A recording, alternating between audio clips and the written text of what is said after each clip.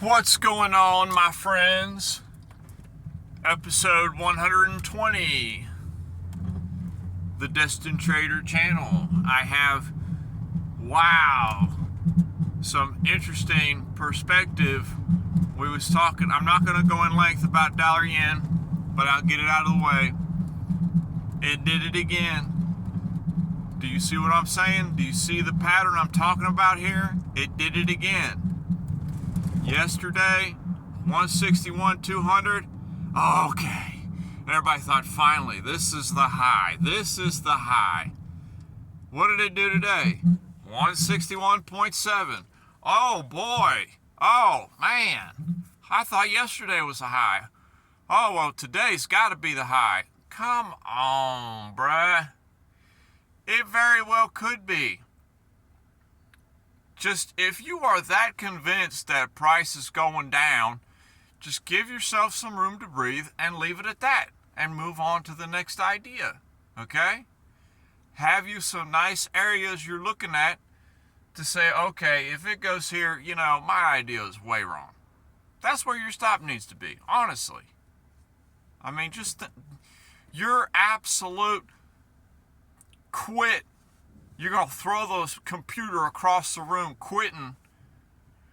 That point right there, that's actually where your first stop needs to be. That's it. That's where your stop needs to be. Because that's where you were going to completely give up and throw the towel in anyway. So just put your stop right there.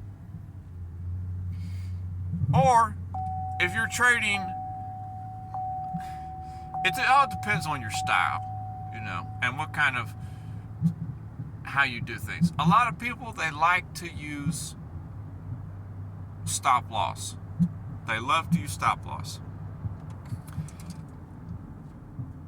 At this point in my journey, I don't use a stop loss. There's no need for me to. It's pointless. Because my position is so small and insignificant to the market that it doesn't matter. And I like to see my ideas play out over time. I like to see in the long run what happened. I can take that drawdown. Is it because I have big backing? No, it is not because I have backing. It is simply because I am trading so light that I have all the room in the world for price to go against me. I haven't even been looking at dollar yen personally myself. I've just been noticing how it's really starting to be aggressive with, showing all these signals for people to go short on it, And last tidbit I have on that pair is, look, I wake up today, what's the first thing I see come across my screen on news stories? 2 stories on dollar yen, bam, bam, right after back, just come up on my screen. I don't even have to read the stories. I don't even have to read the headlines. Just the mere fact that they're talking about it and that it's getting traction is just showing me, okay, well, something's going on. For example, one story, they're talking about how they just elected this new financial chief. I don't know what they call it over there. Security financial chief. Their new head of their new Fed, I guess you could call it. Okay, whoop-de-doo. That's just a news story. How is that going to affect anything? What kind of actual power does this guy have to make any policy changes on how the yen operates over there with our good friends in Japan? Is he really going to have any power, or is it going to be like here where generally people get elected to a position, they don't really have power. Their power is to just be complacent and just say, everything's fine, we're going to do this, we love everybody, Or is he really going to have, okay, we're doing this, and I'm making this change, and then everybody has to go on board with it because he's the leader of that department? I highly doubt that's how it works over there, but we'll see. And then another story that comes on, I know I'm talking fast, is because all this information, it's just coming to me right now, this news stuff. Another news story On what? The dollar yen. I know I won't talk about it anymore for a couple of days. I'll get off the subject. It's just funny to see all this playing out. Look, another news story about how they're going to change the look of their money, so to speak. Like this, how their dollar bills look like, the printing of them, the style, the color, the whole bit. They're going to change it. And they're changing it like this week. They haven't changed it in like 20 years, the design of their currency and how their paper money looks like. And now all of a sudden they're changing it. What's going on? Is this all a facade of just it's either making people believe that, okay, they're starting to get concerned about their money, they're wanting to make some changes, they're going to change the look of it. They've got this new guy in charge, he's going to get the inflation over there under control. Come on. This is like a classic case of trying to appease people that are investing in the yen.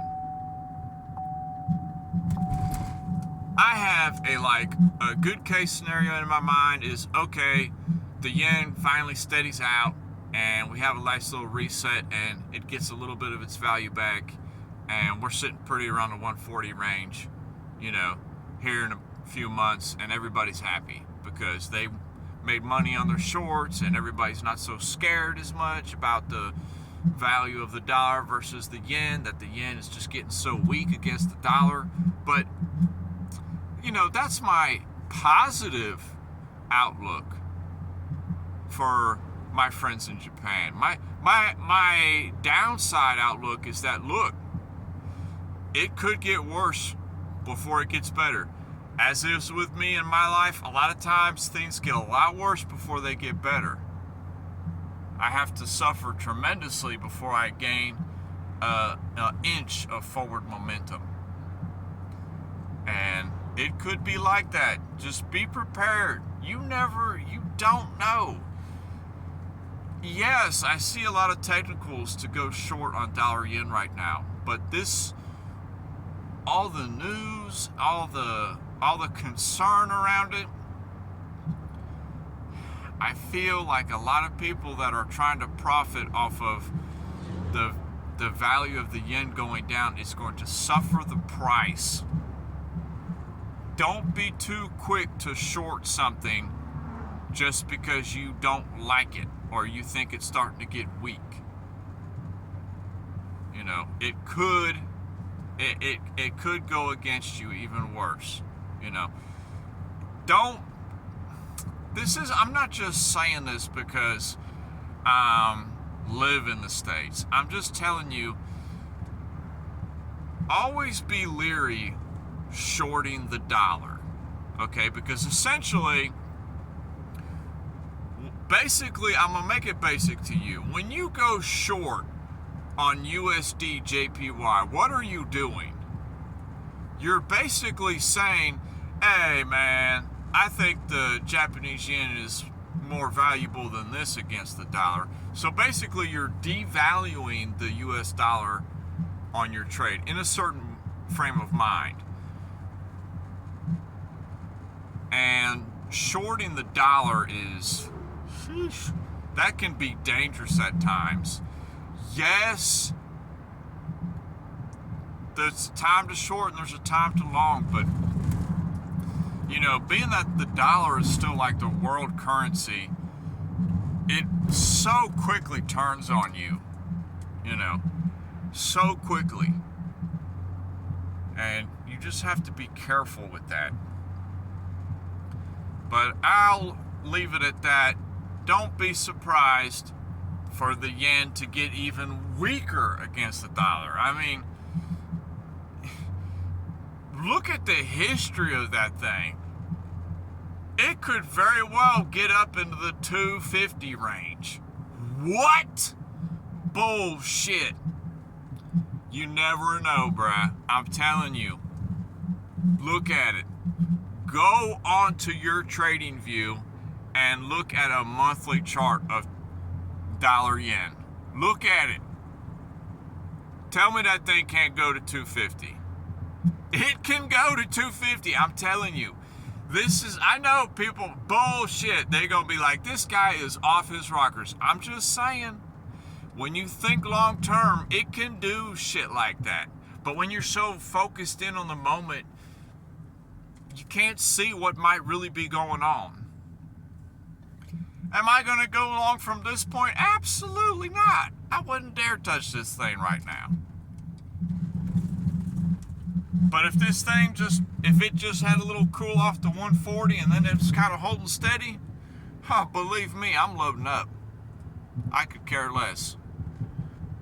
I'd be putting the house down on that. But those are my thoughts on that. But next subject, I went too far on that. I apologize. It's just, it's been on my mind a lot lately. But watch out for news stories because they can kind of lead you astray. You know, it might not be giving you the whole truth, or it might just be trying to convince you of something. You know, put your mind at ease. You know, oh, my money's safe there because see, they got this news story. Oh, it's good. You know, well, next day you get a bad news story, your money's been worthless. Come on. You know. Generally, the more you stick to technicals, the safer you'll be. That's just me personally. And I tend not to let the news dictate my life. I just let the price of something dictate how I'm going to behave with it. And as far as another pair, for all my Canadian friends out there, USD CAD, what? I haven't looked at that thing in weeks. And I was looking at it last night for like a good 30 minutes. What a boring pair. My goodness. I mean, that's like, I'll say this. It is a scalper's dream come true, what it has been doing the past couple months. But as a swing trader, it could just make you want to gouge your eyes out. Look at that USD CAD. That is so boring. It is just, even today, it is like middle of its range. It's just been up, down, up, down, up, down. It's not going anywhere. You know, as a trader, you tend to want to see like nice big move up, nice big move down. You know, not necessarily quickly, but just over time. Oh, we moved up to $1.50. Oh, we moved down to 50 cents. Oh, we moved up to $2. Oh, we moved down to $1. Do you get what I'm saying? You kind of want to see a flow to it. But the past couple months have just been brutal just looking at USD CAD.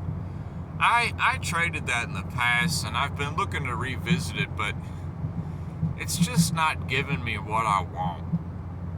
So what does that mean? What does that mean? When you're looking at something, when you're looking to buy a stock, when you're looking to trade an asset, when you're looking to trade a currency pair, well, what does that mean when you look at something and it's not giving you what you want? Then you don't touch it. You don't touch it with a penny. You don't touch it with a 10-foot pole. You don't touch it with a 10-foot pole with your homie on the end of it. I'm telling you, you don't. Just leave it alone. If it's not following what you are personally have set in your guidelines for what you're going to get, leave it alone. Forget it, bruh. It ain't worth it.